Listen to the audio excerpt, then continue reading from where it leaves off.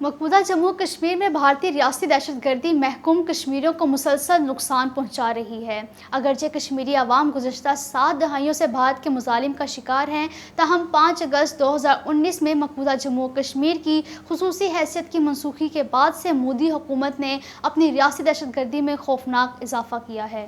بھارتی فوجیوں نے جاری اپنی ریاستی دہشت گردی کی کارروائیوں کے دوران گزشتہ ماہ جون میں 35 کشمیریوں کو شہید کیا، جبکہ جنوری 1989 سے اب تک 96,089 کشمیری بھارتی دہشت گردی کی بھینٹ چڑھ چکے ہیں۔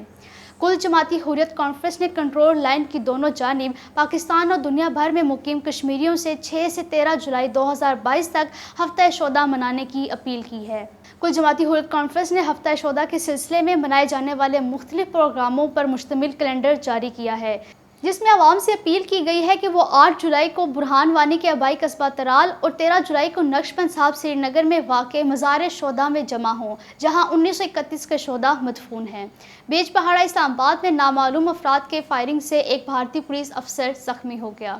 جموں کے ریاسی علاقے میں 2 نوجوان طالب حسین اور فیصل احمد ڈار ساکن پلوامہ کو گرفتار کیا گیا۔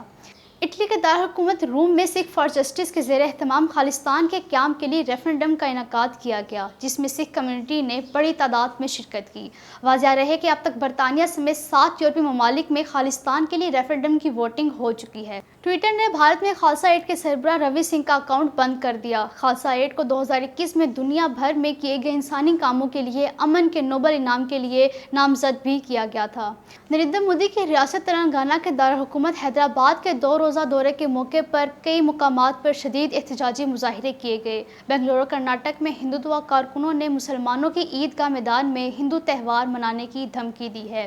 ہندوتوا گروپ بی جے پی انتظامیہ پر دباؤ ڈال رہے ہیں کہ جب مسلمان 10 جولائی بروز اتوار عیدگاہ میں عید الاضحیٰ کی نماز پڑھ رہے ہوں تو انہیں ہندو تقریب کی اجازت دی جائے۔ دریاسنا بھارتی ریاست اتر پردیش میں ایک ہندو پجاری نے آل انڈیا مجلس اتحاد المسلمین کے سربراہ اسد الدین اویسی کو زندہ جلا دینے کی دھمکی بھی دی ہے۔